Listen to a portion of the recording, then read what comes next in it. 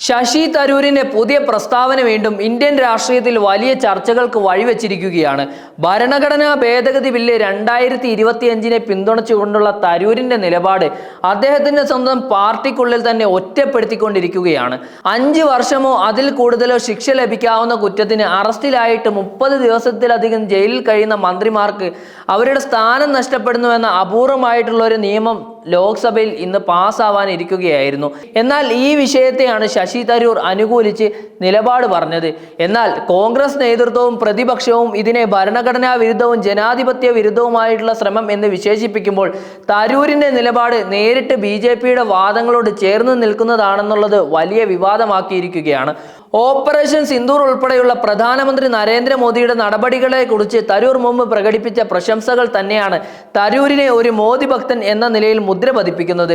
കോൺഗ്രസ് പാർട്ടിയുടെ അന്തരീക്ഷത്തിൽ തരൂരിന്റെ പ്രസ്താവന വലിയ വെല്ലുവിളി ഉയർത്തുന്ന ഒന്നാണ്. വർഷങ്ങളായി പാർട്ടി സംഘടനയ്ക്കുള്ളിൽ വ്യത്യസ്തമായ നിലപാടുകൾ പ്രകടിപ്പിക്കുന്ന നേതാക്കളെ കുറിച്ച് കോൺഗ്രസ് വിമർശനാത്മകമാണ് ഇപ്പോഴും. തരൂർ പലപ്പോഴും സ്വതന്ത്ര ചിന്തകൻ എന്ന പേരിൽ തന്റെ വ്യക്തിപരമായ നിലപാട് വ്യക്തമാക്കിയിട്ടുണ്ടെങ്കിലും ഇത്തവണ അദ്ദേഹം പാർട്ടിയുടെ കേന്ദ്ര നിലപാടിനെതിരെ തുറന്നടിച്ചത് സർക്കാർ കൊണ്ടുവന്ന ബില്ല് പിന്തുണയ്ക്കുകയും ചെയ്തതാണ്. പ്രതിപക്ഷം മുഴുവൻ ഒന്നിച്ചു നിന്ന് ഭരണഘടനാ ഭേദഗതിയെ ഭരണകൂടത്തിന്റെ ഏകാധിപത്യ നീക്കം എന്ന് വിശേഷിപ്പിക്കുമ്പോൾ തരൂരിന്റെ അഭിപ്രായം BJPയുടെ രാഷ്ട്രീയ നിലപാടുകൾക്ക് അടിപാതാളം നൽകുന്നുവെന്ന വിമർശനം ശക്തമാണ്. നിരവധി കോൺഗ്രസ് പ്രവർത്തകരും മുതിർന്ന നേതാക്കളും തരൂരിനെതിരെ തുറന്ന വിമർശനവുമായി രംഗത്തെത്തിയിരിക്കുകയാണ്. നരേന്ദ്രമോദിയോടുള്ള തരൂരിന്റെ സമീപനം കഴിഞ്ഞ കുറെ കാലമായി രാഷ്ട്രീയ നിരീക്ഷകരുടെ ശ്രദ്ധ പിടിച്ചുപറ്റിയിരുന്നു. പ്രധാനമന്ത്രിയുടെ വിദേശ നയങ്ങൾ, അടിസ്ഥാന സൗകര്യ വികസനം, പ്രതിരോധ രംഗത്തെ പരിഷ്കാരങ്ങൾ തുടങ്ങിയ വിഷയങ്ങളിൽ തരൂർ പലപ്പോഴും അനുകൂലമായ പ്രതികരണങ്ങൾ പ്രകടിപ്പിച്ചിട്ടുണ്ടെന്നത് അദ്ദേഹത്തെ ഭക്തൻ എന്ന രീതിയിൽ ചിത്രീകരിക്കാൻ വഴിയൊരുക്കി. 30 ദിവസം ജയിലിൽ കിടക്കുന്ന ഒരാൾ രാജ്യത്തിന്റെ മന്ത്രിയായി തുടരുന്നത് ശരിയാണോ എന്ന തരൂരിന്റെ ചോദ്യം BJP നേതാക്കളുടേത് തന്നെയാണ്. ഇതുവഴി പാർട്ടിയുടെ നിലപാടിനെ മറികടന്ന് തരൂർ കേന്ദ്ര സർക്കാരിന് നേരിട്ടുള്ള പിന്തുണ നൽകുന്നുവെന്ന ധാരണ ശക്തമായി കൊണ്ടിരിക്കുകയാണ്.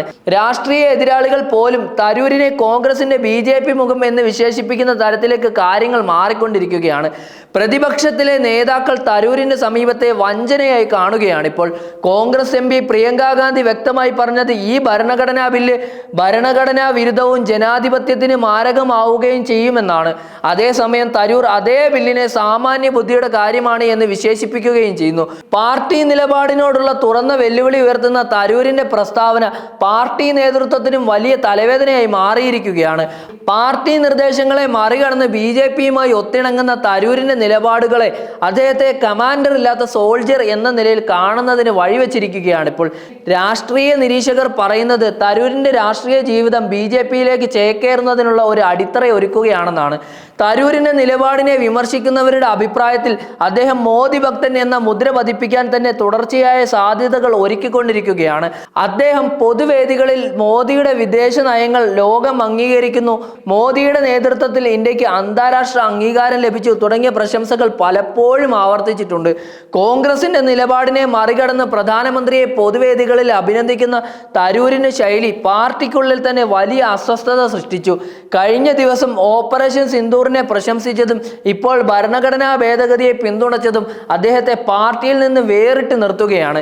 ജനാധിപത്യത്തിന്റെ അടിസ്ഥാന വിലകളെ ബാധിക്കുന്ന രീതിയിലുള്ള ഭരണഘടനാ ഭേദഗതികൾക്കെതിരെ ഒരുമിച്ച് പ്രതിപക്ഷം പോരാടേണ്ട സമയത്താണ് തരൂർ വീണ്ടും വിഭജന നിലപാട് സ്വീകരിച്ചിരിക്കുന്നത്.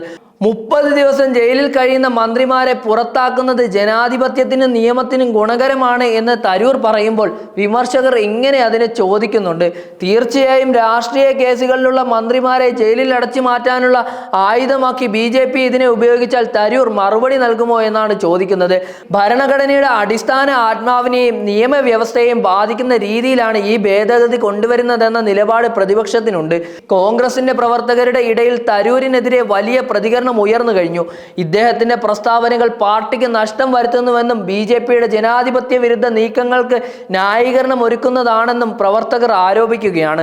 തരൂരിന്റെ രാഷ്ട്രീയ ജീവിതം പാർട്ടി നിലപാടുകളിൽ നിന്ന് നിരന്തരം വേർപെട്ട് നിൽക്കുന്ന വ്യത്യസ്തമായ മുഖമായിരുന്നെങ്കിലും ഇപ്പോഴത്തെ സംഭവങ്ങൾ അദ്ദേഹത്തെ പാർട്ടിക്കുള്ളിലെ വെട്ടുകിളിയാക്കി മാറ്റുകയാണ്.